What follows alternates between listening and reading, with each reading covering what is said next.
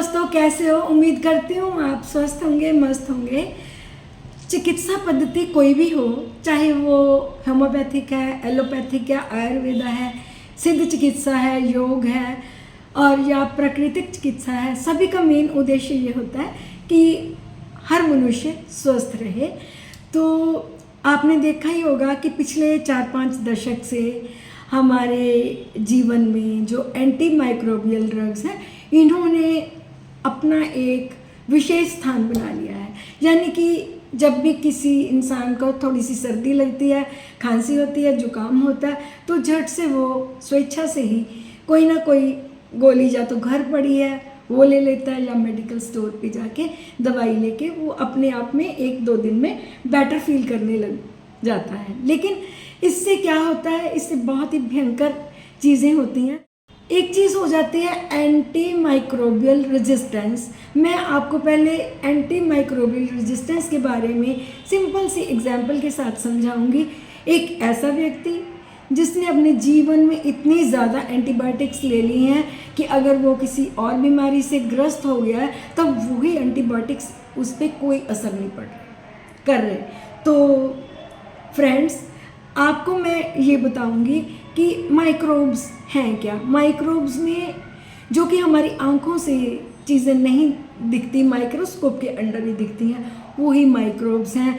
इनमें बैक्टीरिया भी आएंगे, वायरस भी आएंगे, फंगस भी आएगी और पैरासाइट्स भी आएंगे।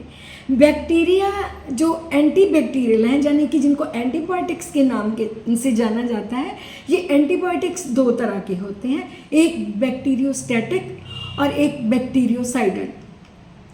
बैक्टीरियोस्टैटिक जो मेडिसिन्स होती हैं, एंटीबायोटिक्स हैं, ये बैक्टीरिया की ग्रोथ को रोकती हैं। यानी कि वो बैक्टीरिया सुस्त से हो जाते हैं, वो अब हमारी बॉडी में जाके पूरी तरह काम नहीं कर सकते। और जो बैक्टीरियोसाइडल है, उनका डायरेक्ट ये होता है कि सेल मेम्ब्रेन में से पंक्चर उनको करके तो उन बैक्टीरियाज को किल करना। तो आप जैसे जानते हैं कि बैक्टीरिया तो हेल्दी भी हैं हमारी बॉडी में और हमें बीमार करने वाले भी हैं, तो वो सेम एक्शन करेगा। जो हमें स्वस्थ प्रदान करते हैं उन पे भी बैड इफ़ेक्ट होगा और जो हमें बीमार कर रहे हैं उन पे भी इफ़ेक्ट होगा। तो काइंडली जो भी एंटीबायोटिक्स हैं उनको आपने ध्यान से लेना है, क्योंकि अगर आप ऐसी चीज़ों का जाने अनजाने में without the consultation of the doctor use करते हो तो आप अपने लिए मृत्यु का एक बहुत बड़ा अलार्म क्रिएट कर रहे हो। तो काइंडली हर चीज़ को सोच समझ के करें। इंडिया जो कि डेवलपिंग कंट्री है, इसमें क्या होता है, खांसी है, बुखार है, जुकाम है, हम झट से मेडिकल स्टोर पे गए, वहाँ से 2-3 डोज ली। उस टाइम में तो हमें अच्छा फील होता है और मोर देन 60 to 80% जो माइक्रोब्स हैं वो किल भी हो जाते होंगे। लेकिन जो 20% बचते हैं, 20 बचें, 10 बचें, जितने भी बचें, वो एक नई इम्यूनिटी के साथ, नए वेरिएंट के साथ वो हमारे समक्ष आते हैं, जिन पे कि जो पहले हमने एंटीबायोटिक्स यूज़ किए हैं उनका असर फिर नहीं होता। तो आप जानते हो इसका क्या कुप्रभाव होगा। आजकल हमने देखा है कि जो भी एंटी माइक्रोबियल ड्रग्स हैं वो हम एनिमल्स पे भी यूज़ कर रहे हैं, हम प्लांट्स पे भी यूज़ कर रहे हैं और हम ह्यूमन बीइंग पे भी यूज़ कर रहे हैं। प्लांट्स में जैसे कि पेस्टिसाइड्स हैं, इंसेक्टिसाइड्स हैं, ये इनकी ओवरडोज जब हमारी फार्मिंग में भी जाती है तो जो क्रॉप हम खाते हैं उनका भी हमारी बॉडी पे कुप्रभाव होता है। और इसी तरह से जैसे कि जो एनिमल्स हैं उनको दिया, उनके फ्लैश में या फिर उनके दूध के थ्रू जो भी प्रोडक्ट्स हमारी बॉडी में आते हैं एक कुप्रभाव डालते हैं। तो काइंडली इन चीज़ों को बहुत ही ध्यान से करें। मेरा एस्पेशली इंडियन पीपल से, क्योंकि मैं भारतवासी हूँ, एक ही अनुरोध है कि आप without the consultation of the doctor कोई मेडिसिन ना लें। आपने फॉरेन कंट्रीज़ में जो कि डेवलप्ड कंट्रीज़ हैं उनमें बैन लगा हुआ है, डॉक्टर की प्रिस्क्रिप्शन के बिना एक गोली तक नहीं मिलती, इसीलिए उनके स्वास्थ्य में सुधार हो रहा है।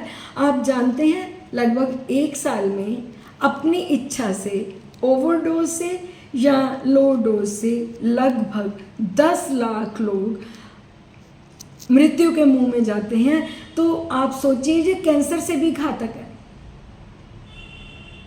अगर किसी डॉक्टर को ये समझना है कि इस इंसान पे कौन सा एंटीबायोटिक सूट करेगा या नहीं करेगा, क्योंकि आप पहले ही खुद डॉक्टर बन के आए, तो उसके लिए एक गंभीर समस्या खड़ी हो जाती है। उसके लिए तो कन्फ्यूज़न की स्टेज है ही है।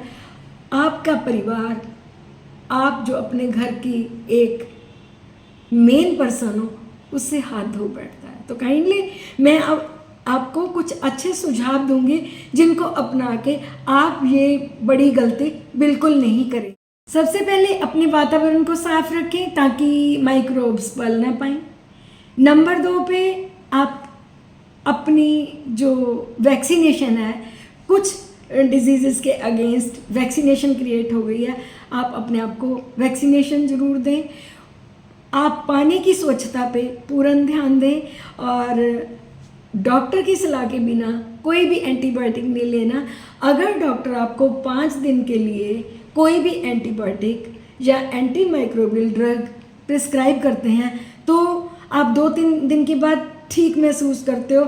नहीं, आपने अगर 5 दिन बोला गया है तो 5 दिन, अगर 7 दिन बोला गया है तो 7 दिन, अगर 15 दिन बोला गया है तो आपने 15 दिन वो दवाई जरूर लेनी है। कई तो बैक्टीरिया के अगेंस्ट साल 1.5 साल भी दवाई चलती है। तो काइंडली डॉक्टर की सलाह के बिना आप कुछ नहीं करें। आप किसी भी काउंटर पे जाके ऐसे ही 1-2 डोज ना लें, ये आपके लिए इन द लॉन्ग टर्म नुकसान दे सकती हैं। और आपने जो फसलें हैं उनमें भी ओवरडोज में इंसेक्टिसाइड और पेस्टिसाइड का प्रयोग ना करें। जानवरों पे भी ज़्यादा एंटीबायोटिक्स का प्रयोग ना करें, ये भी आपके लिए घातक हो सकता है। तो फ्रेंड्स, आज मैंने सिर्फ आउटलाइन जानकारी, जो कि थोड़ा कम पढ़े हैं, जिनको इन चीज़ों के बारे में नॉलेज नहीं है, उनके लिए मैंने आउटलाइन दी है। आप इतने से भी बहुत कुछ समझ जाएंगे। तो अगर आपको ये चीज़ें समझ आ गई तो आप अपनी लाइफ को लंबा कर सकते हो, आप स्वस्थ रह सकते हो, आप पर्यावरण पे विशेष ध्यान दें। तो आई होप सो मेरे द्वारा बताए हुए टिप्स आपको अच्छे लगे होंगे। अगर आपको मेरा कंटेंट अच्छा लग रहा है तो काइंडली मुझे सब्सक्राइब करना ना भूलना। Thank you very much for watching my video.